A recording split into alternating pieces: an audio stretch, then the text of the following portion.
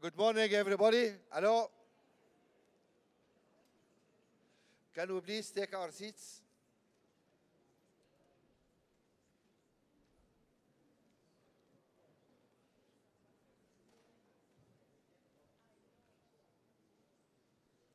Can we Africans please start on time once?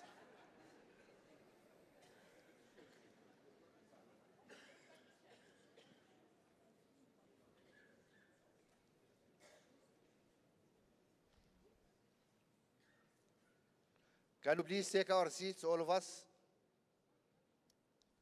Right. Good morning, everybody. I hope you enjoyed last night.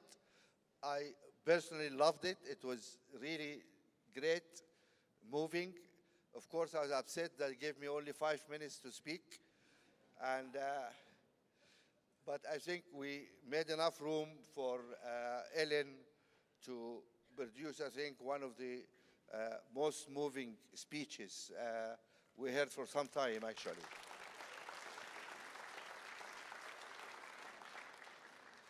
It was really wonderful to listen to that speech and the way it was delivered. And of course, like all our events, it's going to be on our website, the videos, and I think people should share this with their friends and their family and their children, because we want children also to be part of this. Today is a little bit more serious. We don't have music, unfortunately. But you're having music later. I mean, we're going to have a big concert later on. But it really is time to have a discussion about the civil service and public service, etc. And as I said yesterday, this is something important for us, and we're not talking about it. It's time really to have a good discussion. We had a wonderful group of panelists. We spent a lot of time to select the right kind of people, from practitioners to economists to academics, to really be able to have and to present a complete picture of what is the status of public services in Africa, what are the expectations, what is being delivered, and what is this new contract we're talking about between state and the citizens. I don't intend to make up for my lost time last night, so don't worry. I just wanted to welcome you and to introduce the wonderful Nancy, who's going to MC today. Where is Nancy? Nancy from the BBC. How are you? Thank you very much for doing this. So I leave you in the beautiful hands of Nancy. Thank you. Thank you very much, Mo. Ladies and gentlemen, good morning and welcome to the first session of the Ibrahim Forum this year. I would like to invite my panelists to please come on stage so that I will introduce them. But as we begin, as Mo said, this is an issue that is so important, and yet we don't talk about it enough. Public service in Africa.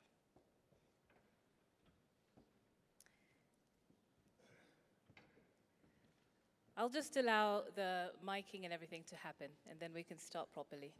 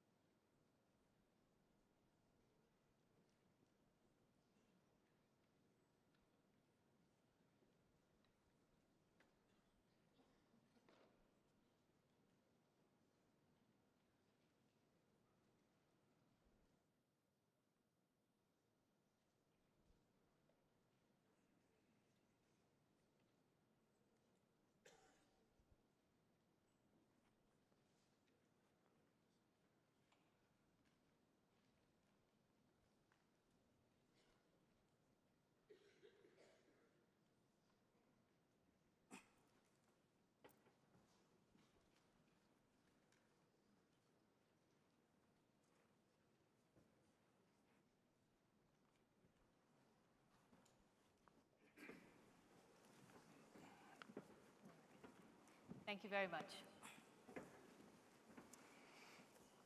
So one of the things that stood out from this year's report for me is the sometimes difference between how public sectors are performing and the perception of that performance. It reminded me of a question I once asked a prominent businessman about what the hardest thing in keeping customers happy was. And this was his answer to me. He said, the hardest thing about dealing with customers is their perception is your reality. Even when you think you're doing really well, sometimes they don't agree. And if their expectations don't match what you're supplying, you can have serious problems. When it comes to public services, does what public sector provide match the expectations of their customers, the citizens? Well, those expectations are growing, and that's something that we're going to discuss in this panel. My panel is, I have to say, incredible. They are, however, so distinguished and well-known that it might be an exercise in the obvious to go through their biographies, which you have in your notes. So what I will do instead is state their titles and pick a tweet from their timeline. I've discovered that they're all quite avid tweeters. So Donald looks worried. I'm very worried. But here we go. This is Donald Kaberuka sitting next to me. He's the chairman and managing partner at Southbridge Partners and former president of the African Bank. And this is the tweet I lifted from his timeline. He'll be happy to know it's quite safe. It says, the African Union's self-financing is feasible. The proposals adopted are measurable, equitable, and sustainable. Okay. And I can live with breathing a this. sigh of It's not controversial. But he would know because during his tenure at the African Development Bank, he actually more than doubled the portfolio, isn't that right? From $5 billion a year to about $12 billion a year. So he knows what he's talking about. Herman Mashaba is also here with us. He is the mayor of Johannesburg and the famous founder of the hair products company Black Like Me. This is the tweet I picked from him, quite recent. He tweeted this yesterday. Public serving leadership is crucial to take a country out of poverty and lead it to prosperity. Well, today we'll find out if he's walking the talk. Earlier this year, his office reported saving almost 500 million rand for service delivery compared to previous leadership. Also with us today is Ibrahim Mayaki. He's the CEO of NEPAD, which is the new partnership for Africa's development, and he's the former Prime Minister of Niger. This is his tweet. Through Agenda 2063, we are confident that we shall see an Africa in which development is people-driven, unleashing the potential of its women and youth. You might know that NEPAD recently launched a skills and employment strategy to tackle that very big problem of jobs on the continent. Also, I suspect you're a Black Panther fan because you have actually compared Rwanda to Wakanda. Okay, good. In a recent article. Yeah. Jennifer Musisi is the executive director of Kampala Capital City Authority. Her tweet I took from a bit further back, the 15th of April. She said, today marks 7 years since we started the journey to transform Kampala. It's been an arduous and yet very exciting journey as we've worked and seen our city changing, improving, and beginning to climb out of its challenging history. She's going to tell us a bit about that arduous struggle and that challenging history. Several changes we can talk about happening in Kampala, not least of which this. In 2010, the city collected just 30 billion Uganda shillings in revenue. Last year, it raised 89 billion shillings. Wow. That's a big difference. We'll find out more about how that happens. Also with us is Yvonne Mensah. She's joining us from the New Generation Forum that happened yesterday, and will be contributing some of what came out of that forum.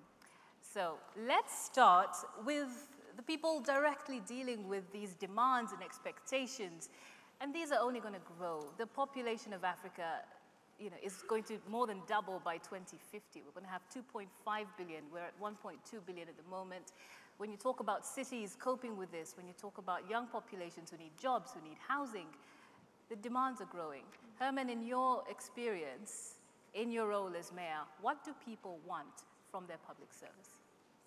Thank you very much, Nancy and the audience, and I think for being invited to this auspicious occasion. Unfortunately, I'm an accidental mayor. It actually so happened that coming from a capitalist background, I'm a capitalist by nature, was born like that. Don't say that too loudly. Unapologetic. But fortunately enough, I live in a country where in 1996 a constitutional framework was adopted, a constitutional framework that allows all of us, instead of complaining at dinner parties, gives us an opportunity to take personal responsibility. And that's precisely what I did in 2016. South Africa was facing local government elections, and I decided to throw my hat in the ring for one of the political parties I was voting for the mayorship of the city of Johannesburg. Because Johannesburg, I've taken the responsibility, and I had a view that without the economy of Johannesburg working, South Africa is not going to work, and without South Africa working, the entire African continent is not going to work. And I think what is actually great about our constitutional framework is that when you are the mayor of a city, because I think the economy of the country and South Africa is driven at local government level, because that is where service delivery happens. That's where people get electricity, get water, get opportunities. So I think a local the government responsible, being the executive mayor, you carry such huge responsibility. But at the same time, I've got limited resources. What is important, I think, for me is to deal with the challenges. Housing is really number one problem. Secondly, unemployment. South Africa right now, Johannesburg, let me not talk about South Africa because I don't represent the national government. The city of Johannesburg, we sit with almost 33% unemployment. I mean, it's a scary number, sustainable unemployment. City of Johannesburg attracts a minimum of 3,000 people every single month coming into the city from the rural areas and our porous borders. We've got the most porous borders in the world. All the criminals, where they want to hide, they come to South Africa. And when they come to South Africa, they come to Johannesburg. I'm sitting with housing backlog of over 300,000. 158,000 of which are people who cannot afford to build houses for themselves. So, I mean, the list goes on and on. I've got an infrastructure. I've got infrastructure backlog of 170 billion rands. But I have capital budget of just under 10 billion rands. So I've got almost an impossible task. So when you talk to people, your constituents, what do they say to you? Mr. Mayor, this is what I want you to do for me. Yeah, the issues I've raised, that's what people want. What you're describing is exactly what they say to you. So housing is unemployment, infrastructure. Drugs, families, particularly in the poor communities, because of our open, porous borders, criminal syndicates are coming into South Africa to destroy our communities, including actually, I think, something people they take for granted, that the way we are being harassed as a nation, including being harassed by churches. Every street, people from all over the world, they've opened churches, run churches 24 hours a day, causing havoc in our communities. So the breakdown of the rule of law. So that's why when I took over administration, within the first 6 months, the biggest investment I had to make was in law enforcement. Okay. Immediately hired additional 1,500 police officers who are undergoing training. It's a 3-year program. Because if I'm not going to stabilize the rule of law, I stand no chance. Jennifer, I want to hear from you. What do people say to you about what they want? Thank you very much, Nancy, and thank you, Mo Ibrahim Foundation, for enabling me to come. I feel very honored and privileged to be here. I also have the privilege of heading the capital city of Kampala, the technical team that is working to transform the city for the last 7 years now. What do people want in Kampala? They want everything. Because when we came in 2011, there was hardly any public service delivery, the basic things that a lot of urban authorities take for granted. The infrastructure was broken down, The utilities were broken down. The city lighting was almost at zero. The healthcare systems were broken down. The school system. We have 79 schools, primary schools, catering for over 80,000 children who would otherwise not have an education. We have 10 hospitals, basically everything. So all these services had deteriorated, broken down. The city administration was very, very dysfunctional. I think the most dysfunctional on earth, if you ask me. Everything was a total mess, but people still needed services. So we came in to restructure the city administration and to begin to provide these services. And one of the things... And maybe important to note that you came from outside of public service, didn't you? I was working... Or outside of political government? I was working in the Uganda Revenue Authority. I was a commissioner for legal services in Uganda Revenue Authority.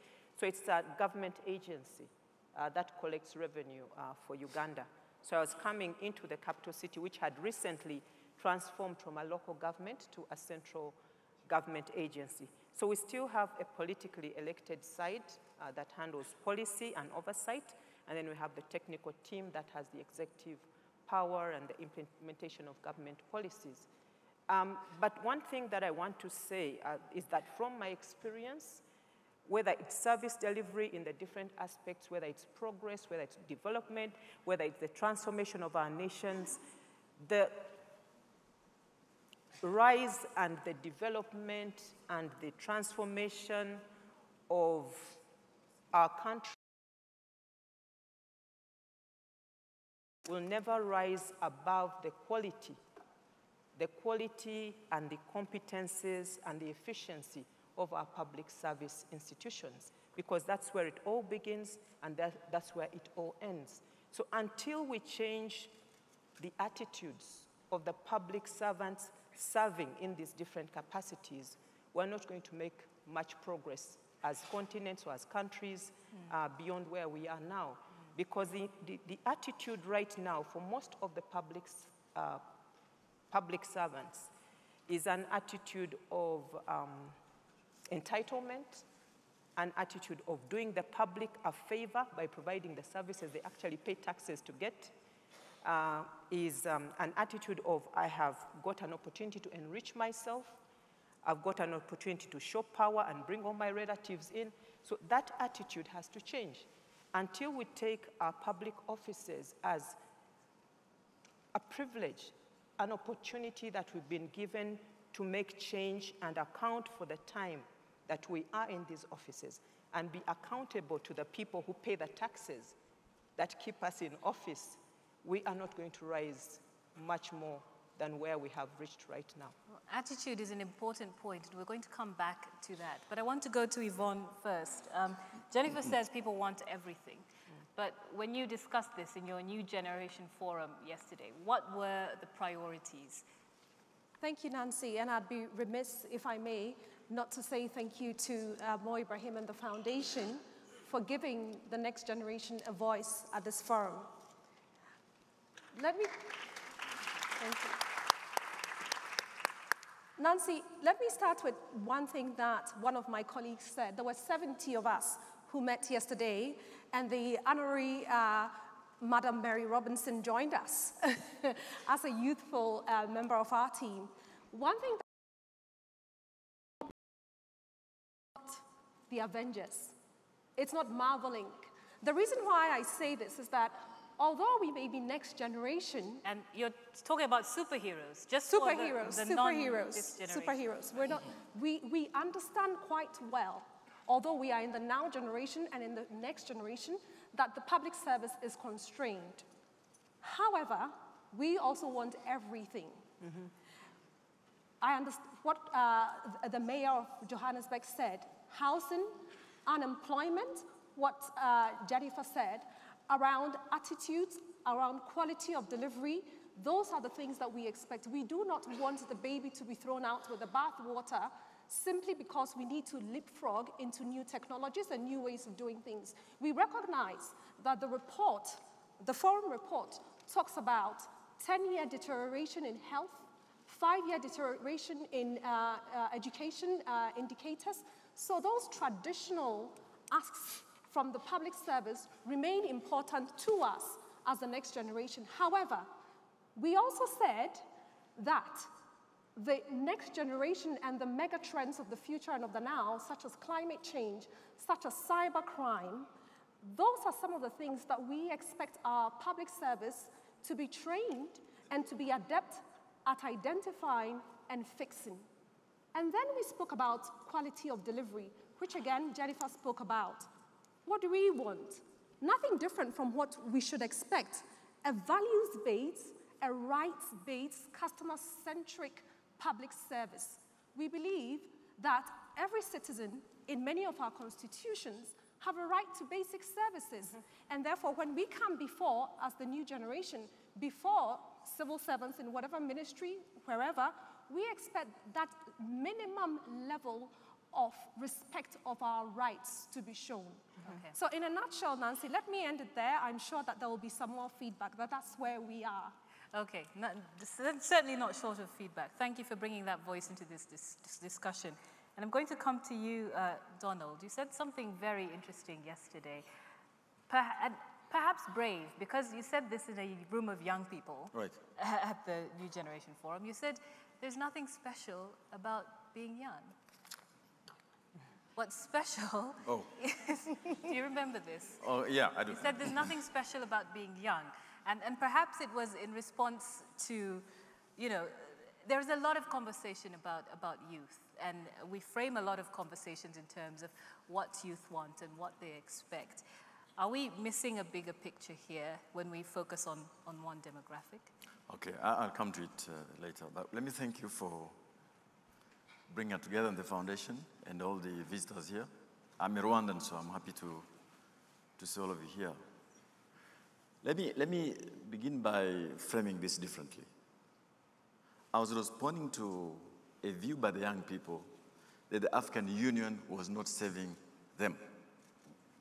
And frankly, what I was having in my mind was the young people who in the 60s and 70s took up arms to liberate the continent. They didn't ask anyone to do anything for them. They set out to do something for themselves. So what I was saying was, the issue about I'm young is fine. But that is only the beginning. It gives you rights and huge amounts of responsibilities. And I was trying to say to the young people, watch out. The African Union might be not as effective as you want, but it is your task to make it effective. This is what I was saying. But back to our discussion, Nancy. Because might you say that applies to public service? We are the government, we are the people. If we want better public service, we should do what Jennifer did and get into it. Okay, so Nancy, let me answer this way. Today, if you walk around Kigali, you'll see very few cars. Even to come here to call my mayor to say, look, I will not be available this morning, the citizens of Kigali are out in the streets, in their communities, cleaning their cities, planting gardens, looking out for people who need help. So communities are out doing things for themselves. Because we will be talking about financing this morning. And I'm telling you that if people want everything, then that is not possible. Because there will not be enough money to go around for everything. But there are ways of resolving these problems which will involve communities, municipalities, governments, regional organizations, the African Union. I want to come back to it. But I wanted to leave an impression here that we are not asking for an external body called the public service to save us, right? All of us, in some ways, we are part of the public service. And we have to say that we have a responsibility to our people. You know what? I can see the young Minister for Public Services here, Fanfan. I want to ask you, any one of you here, just make an experiment. Leave your pocket money behind with $1,000 in there if you have it, or your phone in this room, or anywhere in this city. The chances are by the end of the day, you will have it. By the end of the day, you will have it. If you don't believe me, try it. Not many volunteers, I don't think. So the people of this country somehow have found a way of providing things, but not always asking for someone to do things for them. Okay. So I want to begin from that level of empowering ourselves, giving ourselves responsibilities, because if you begin from that perspective, you will not say, I want everything from someone else. I am part of the solution. And I want to come to the African Union later because it's my passion. Because I do think that the African Union, yesterday I heard people say, well, it has deficiencies, it has issues, but we need an effective African Union. And I would like to come back to it. And we will. Let me just bring in Ibrahim, because Donald is talking here about this agency that people have. And you've said before that actually financing is not Africa's problem. So if people want everything, what's the missing link here in between the expectations and the reality? Yeah, thank you. And I would like also to thank the Ibrahim Foundation for inviting me. I think they have roughly the same population. They have the same type of mineral resources, density.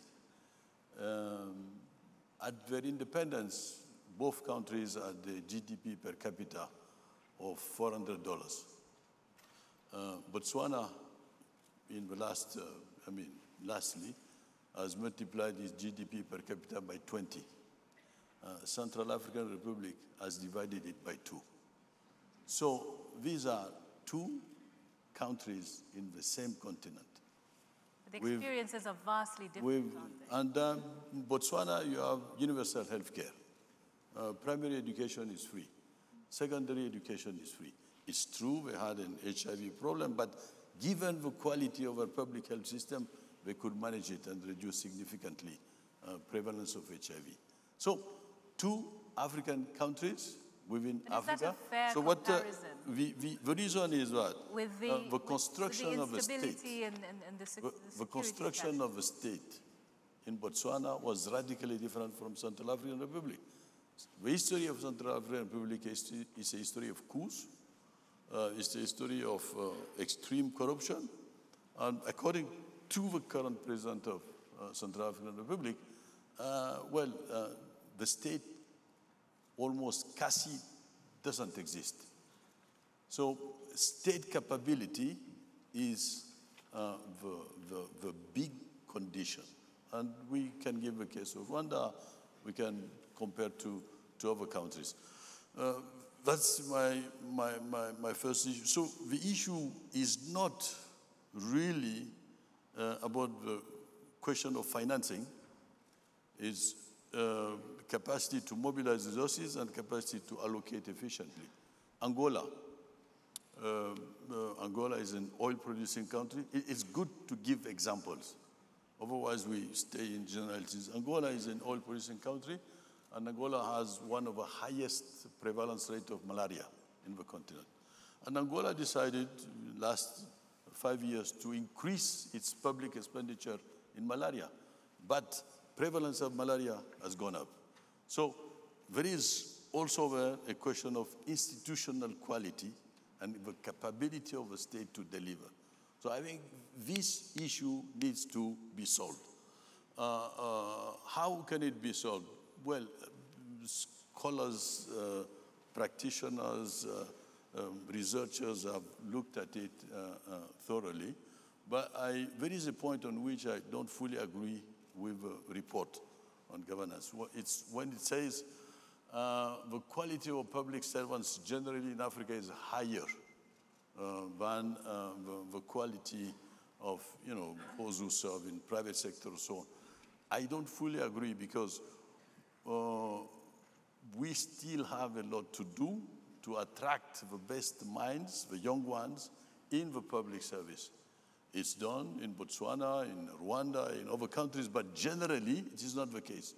Most of young, brilliant Africans don't want to serve in the public service. I just want to pause there because, let's ask our audience about this. I was sitting next to Pearl, who's part of the New Generation Forum from Ghana, and she told me, yes, public service, maybe something you do if you don't have that many opportunities or can't really find something else to do. But you wouldn't go and find many young kids in school saying, I want to be a public servant when I grow up. But I just want to ask the audience, do you think that a lot of young people are saying, I would like to be a public servant when I grow up? If you say yes, please put up your hand. Well. Is it my eyes? Do I need my glasses? No? Okay. Is it a no? No. What? What are we missing here? I'm actually to respond to your question from my own personal experience in South Africa, and obviously having the opportunity over many years to travel in most of the African countries during my days as a capitalist. I think the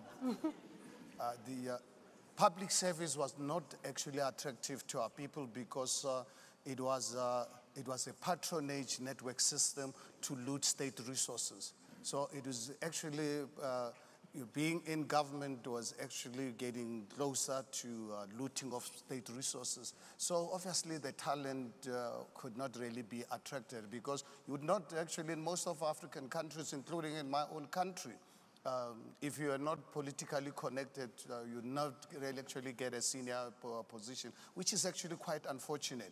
I look at myself over 35 years of my business career. I thought I was a hardworking man. I started business in an era where legally as a black man, I was not allowed to go into business. And I started business at the age of 22. And I worked hard, and I thought I was working hard. I can tell you the 22 months or so being in government, it's a total nightmare. I've never worked so hard in my life.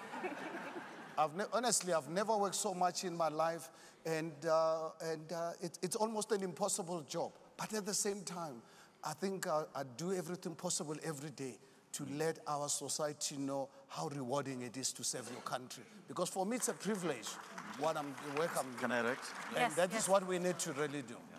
Nancy, I want to react to what Mayaki says and the Mayor of Johannesburg. I think we should make a distinction for two very special cases. Case number one, a captured state. I think there is one big one which is well known. Perhaps the mayor might be close to that. So when you have got a captured state, a captured public service, that is a particular problem. The second one is a fragile state, which is what Mark is referring to, the Central African Republic. Let me suggest that we handle these separately, because these are separate challenges. They have different solutions. Let me maybe talk about what I call the middle, struggling, steady state public service. Because if you want to talk about the captured public servant, you have a huge problem. All right? There's no answer to that except a political answer, like you're providing in Johannesburg. As for fragile states, there's a commission I was co-chairing with the former Prime Minister of the UK. I can see my colleague, Dean of Blatavnik Squeeze, she's here. In this report, which I recommend to all of you, which builds on another work done by our laureate, President Selif, when she helped us sort out the fragile states. It talks about state building as a whole, not simply the civil service or the public service. And if we have time, we can come to these two special cases. But I hope in this conversation we focus on what I call the steady state public service, if you allow. And that's an interesting point to make, especially because we're talking about, public service in Africa. And we, in so many other ways, we generalize about Africa, and we lump a lot of things together. And this tension you're recognizing here, I think, has to be discussed as part of the problem. Because if we're talking about public service in Africa, those are African states. So perhaps we need to have a more nuanced discussion about specific approaches for specific situations. Yes. Now, go ahead. Yeah, go ahead, Ibrahim. I just wanted to refer to a personal experience I had at the end of the 90s. We're building our national development plan, and we decided to organize a survey and ask citizens what were their priorities in terms of public service, whether it is education, water, health, etc. And all of us, the experts were already guessing what it would be. It would be mostly education, agricultural production, etc. And guess what? What came first was justice. Niger is one, it's not very well classified in the Human Development Index. We don't have a lot of infrastructure, etc. But justice came as the first necessity of the citizen. So it brought a reflection on the perception that citizens have of the state, but experts do not always have. And I think it opened the debate, which has continued afterwards, on how we should intensify consultative processes when we talk about delivery of public services. So consultative processes, in my view, are an extremely important dimension to take into account. Absolutely. And speaking of consultative processes, I'm just going to mention that we are going to open up the floor just after Yvonne's comment. So if you have a question, please raise your hand and a microphone will come to you. Please make your statements or questions as brief as possible and get to the point, just so that we can get in as many as we can. Thank you. So Yvonne.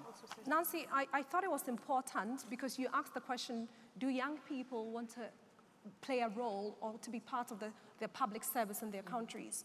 What we found yesterday were young people, public servants from Rwanda, from Kenya, from Botswana, from Mauritius, standing up and saying, and my colleagues will bear witness, that they were proud to be public servants and they would always be public servants. You ask yourself why.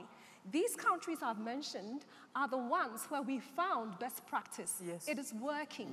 They can identify with the culture of performance-based management. They can identify with the culture of results. They can identify with the culture of results. But you know what, Nancy? It's not about the pay, because they know that their colleagues in some of the private sectors are earning more than they are. But they can identify with job satisfaction, that they are making an impact, and they can see that impact. So that's your answer, Nancy. If it's attractive enough, you will find that those who want to serve can serve. Yeah. Now, Jennifer, you have a very... Yes. You have a very personal experience of trying to bring young people into yes. Thank you very much. I just want to add on, to move away from the stereotyping of public service, the picture of old, unstyled men and women in dark suits, walking slowly and sitting with piles of files in front of them and not responding to any communication for a long time, that's the stereotype. But we have public service institutions that have actually modeled the practices of the private sector, the corporate world, in the structures, in the performance appraisals, in the targets, in the strategies, and in the implementation of those strategies, and delivering results. When we started in KCCA, the average age of the team that we hired, because we had to fire everybody and start afresh, was not an enviable job, but we did it. The average age was below 35. And some of these people were coming into KCCA for the first time after graduation, after getting their very good qualifications, but they wanted to come in because they wanted to make a contribution to transforming their capital city. They wanted to come in because they saw an opportunity to play a role in changing what they did not like in the capital city. So we brought them in. The challenge that I found was that in the regular public service regulations and recruitment practices, we have things that are in there that, like, you have to be a certain age, normally above 35. You have to have had so many years of experience. You have to have had so many papers piled up in terms of academic qualifications. And that just pushes a lot of very, very high potential, very illustrious, very innovative young people away from the public service domain. But when we pushed against those and said, no, even though this person is 28 or 29, he has everything I need on the transformation agenda to see that it is carried forward. And they have done amazing work. They have done amazing work. They make me look good as their leader. They have taught me things that I didn't know.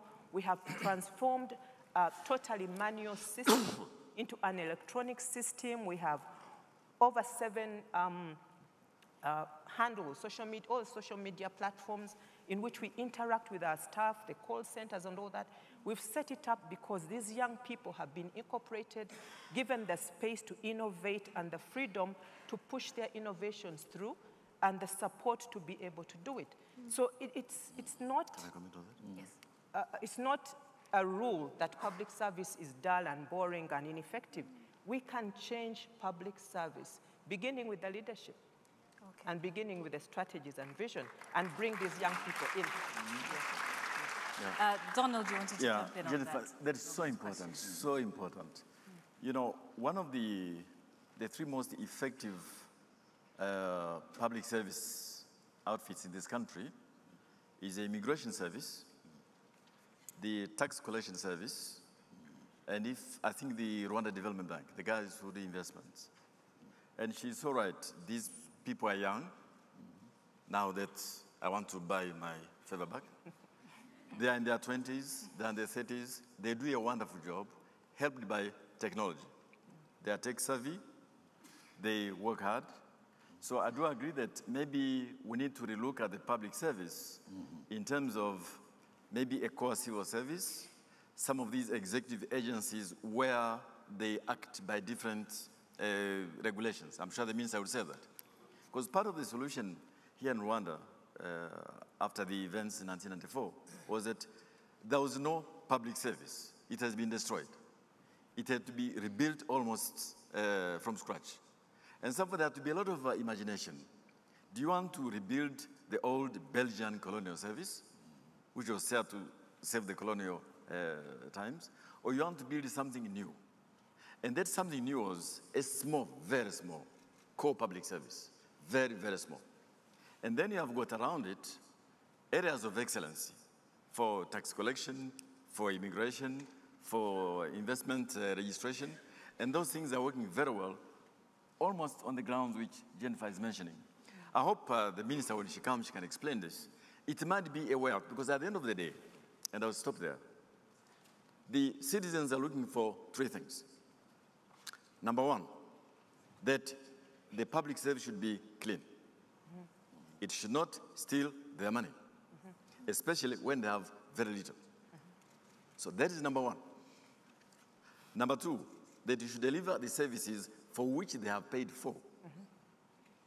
And number 3, they should be accountable. If you don't do it, what happens to you? Once you have those 3 things, if you can get them from a small core service or executive agencies, it delivers.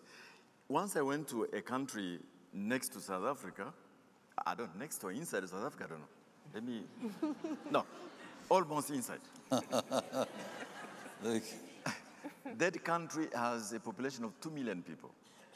2 million people. I found that they had a civil service 10 times the size of Rwanda. So Rwanda is 12 million, and the public service here was much smaller than that country. I asked the leader who I met, and I said they were having a budget issue. They were looking for money from the bank of Mr. Desina here. And I had to say to them, look, you want the money from the taxpayers? There's something you have to do about the size of your public service. But I realized the public service in that particular country, inside or next to South Africa, was some kind of an employment agency. Now, that's a different proposition. It will not give you a clean outfit. It will not give you an accountable outfit.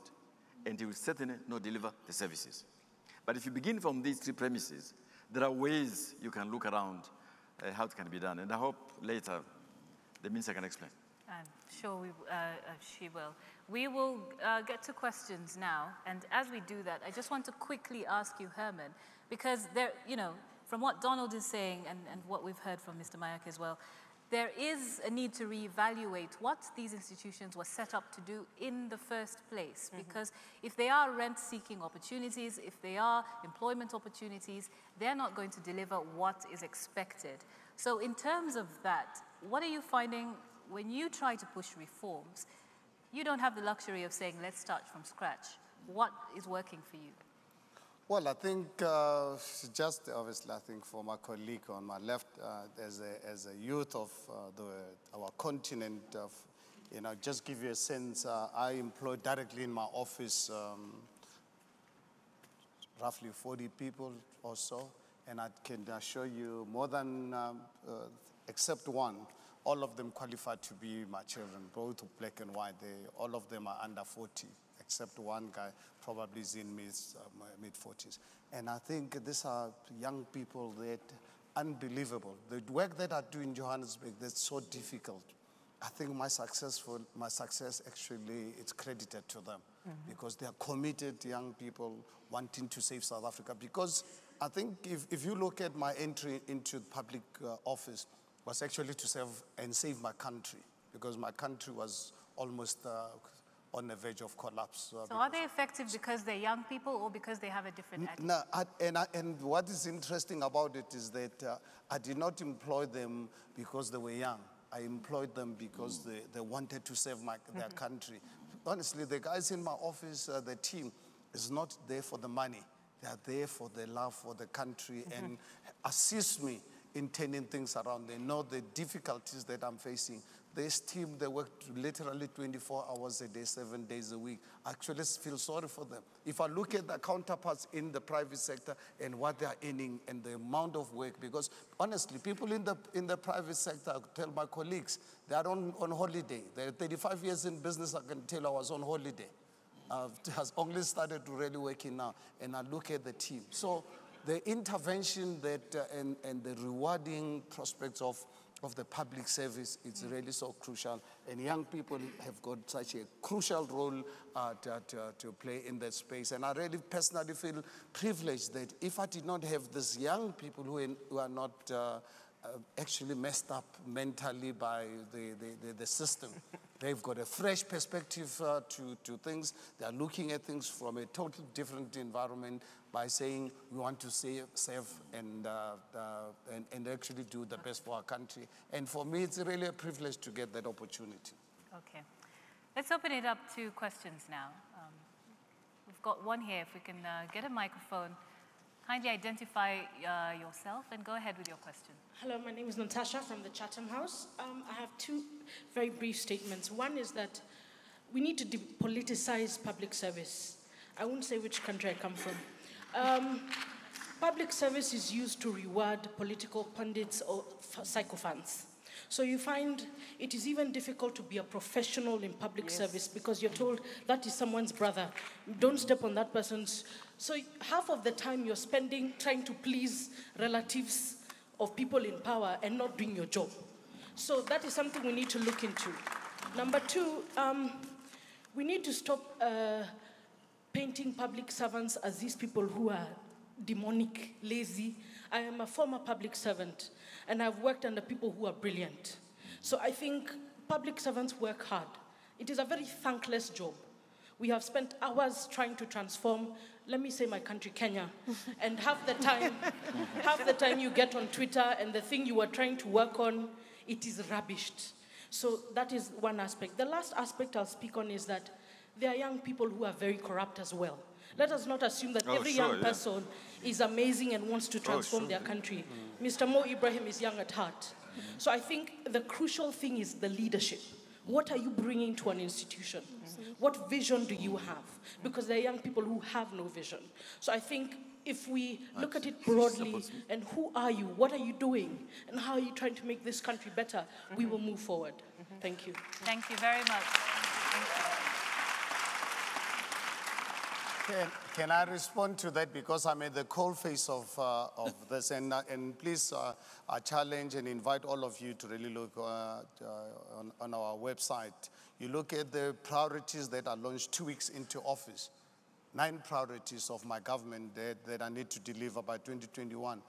One of the key factors that I'm driving is to create a professional public service. That's why upon taking over office within 2 weeks, I announced that to do a skills audit and brought in professional people to do skills audit of all these senior people. I've already completed level 1 and 2 of the senior people. And unfortunately, I'm very unpopular with some people in the country right now because they are under impression I'm paging. I'm not really paging, I'm just putting together qualified people to run the job. It cannot really be about our wives or girlfriends and family. It's about putting together a professional public service, and that's what we are doing. I'm committed to this. If people are going to call me paging, you can call me anything. I am going to transform the public service in the city of Johannesburg. By the time I get to 2021, that at least I can really leave something. But obviously, you must understand, I run a very complex government because the party I represent only got 38%. So I'm relying on other parties. I might obviously get a motion of no confidence against me one day. We do appreciate you've got several challenges. I'm sorry, I'm going to have to just cut in so we can get some more questions. Did you want to give a very quick, very brief comment so we can get more questions? Very quickly, it's on the issue of leadership. You see,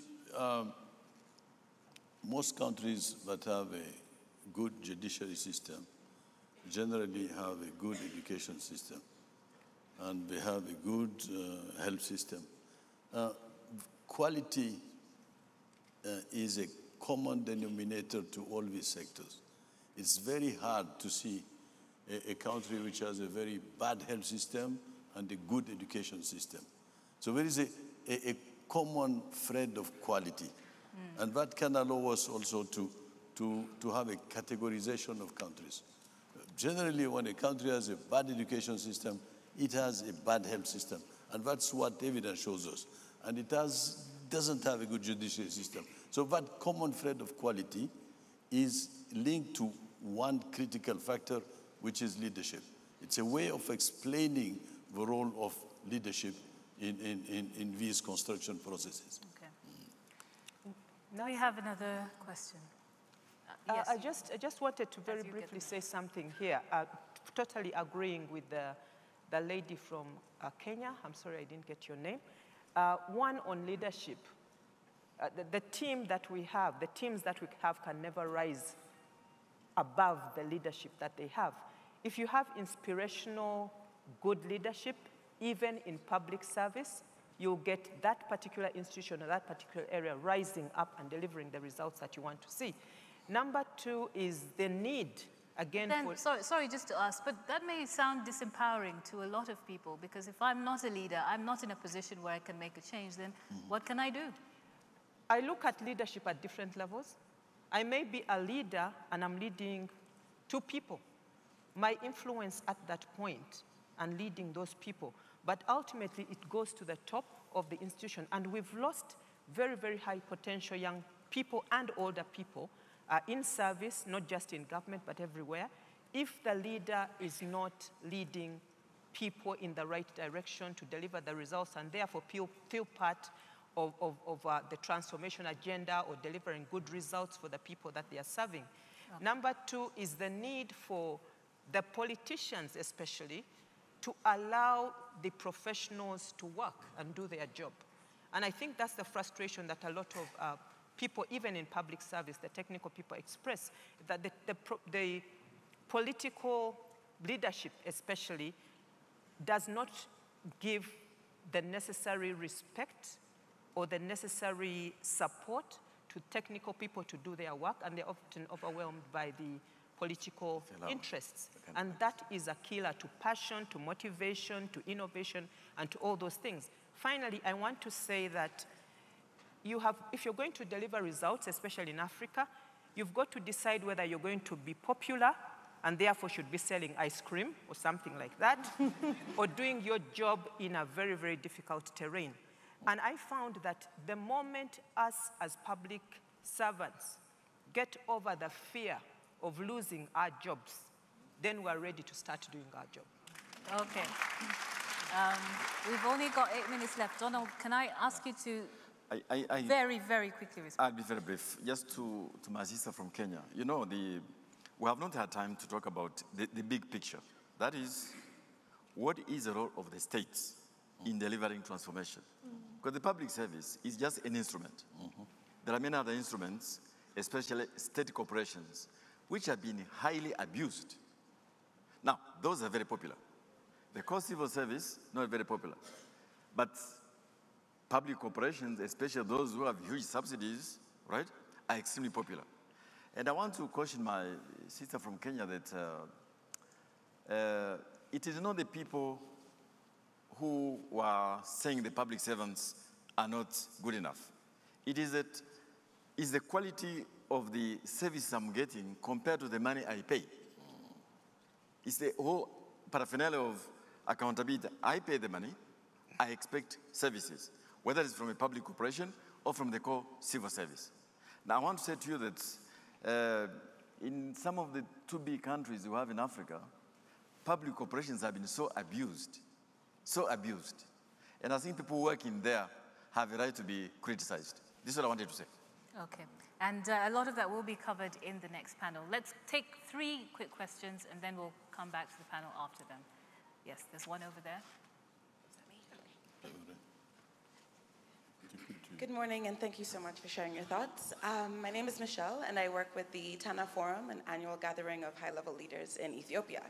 And last week, we heard from President Mahama, former president of Ghana, who said that ever since Ghana transitioned to no visas or free visas on arrival for all Africans, they didn't experience an influx of immigrants. They didn't experience an influx of people who overstayed their visas.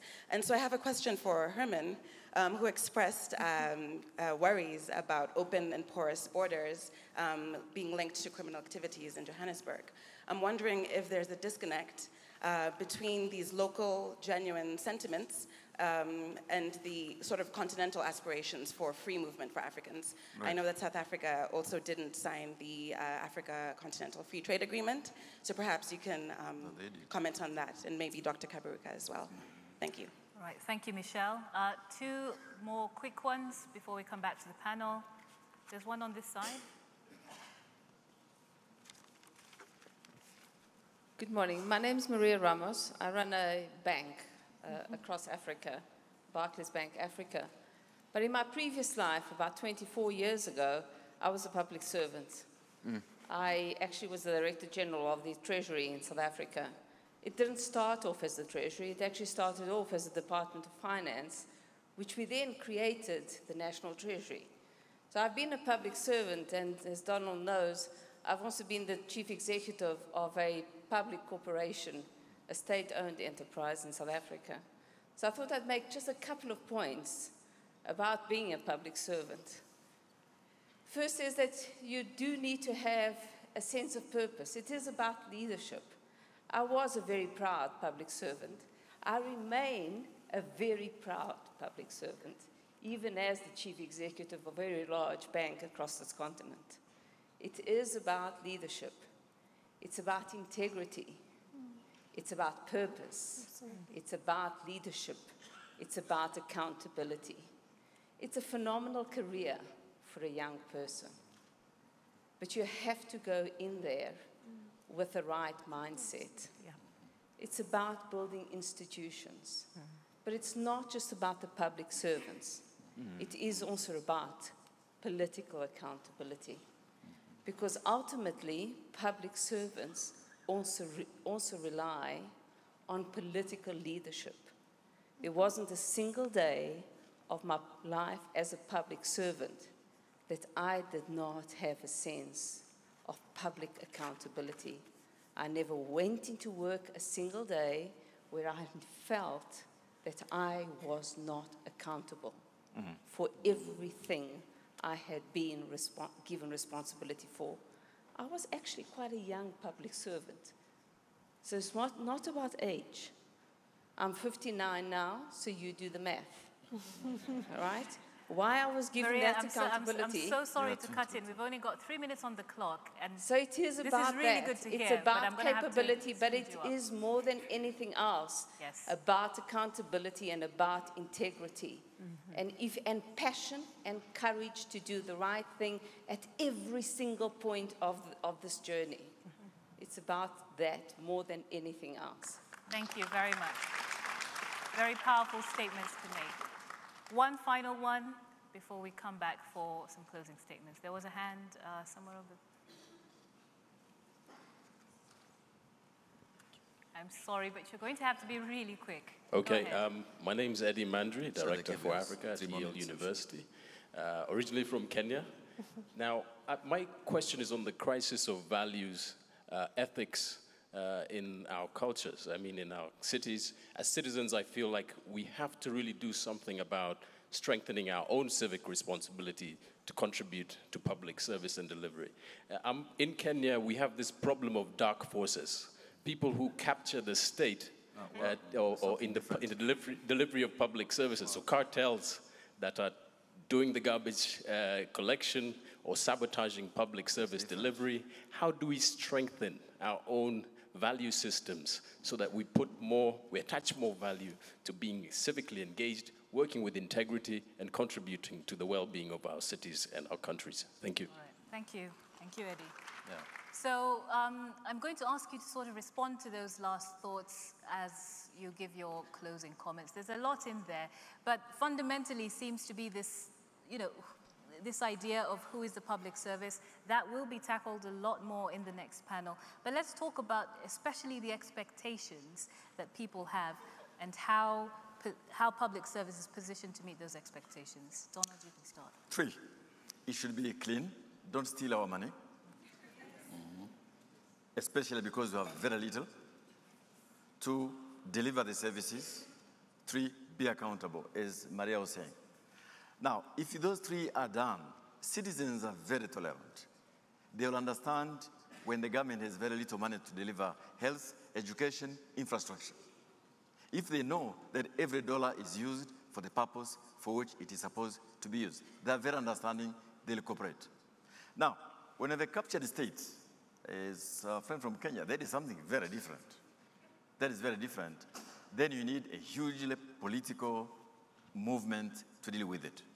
And I don't believe you can handle it technically. It's a political problem, whether it is a group of mafias who have captured a particular service, or a group of politicians who have captured the state. Then you have got a bigger problem, which is not being discussed today. Thank you, Donald. Yes, okay. No, yes, cliffhanger, that one. 3 issues. We tend to forget our rural populations. Africa still has 75% of its population in rural areas. And most of our civil service systems are focused on urbanized places. Why? Because in urban settings, people have a capacity to context, and then governments are more sensitive to that. Let us not forget that we will not be, urbanization is going quite strongly, but we'll still be rural by 2050. We'll still be rural. And many of our governance issues globally might come out of a non-effective rural transformation. And the citizens in rural areas should be listened, and it's another type of public service that has to be built there. Second point, regarding the bro from Kenya, if you have a leadership in place which has a transformative role, then things can happen. If you don't have a leadership in place that has a transformative role, civil society, private sector, all form of association should be empowered to put pressure on the system in order to change it. And I think this is absolutely critical. Lastly, I repeat my other point. When I started my career in 1975 as a professor of public administration, teaching potential civil servants. And my career was seeing it within the civil service. But today, when I look at my children, the children of my friends, and most of the people I know, there are very few youngsters who want to go into the global civil service. This is an issue that we need to tackle. Why should we tackle it? Because those who are going to the civil service are not the best. And they can be the subject of many dynamics. This is an issue of reform that has to be tackled very seriously. I'm talking globally about the continent. I know there are regional differentiations, but globally, we need to tackle that. Very important points, which the next panel, I believe, will also delve into. Jennifer.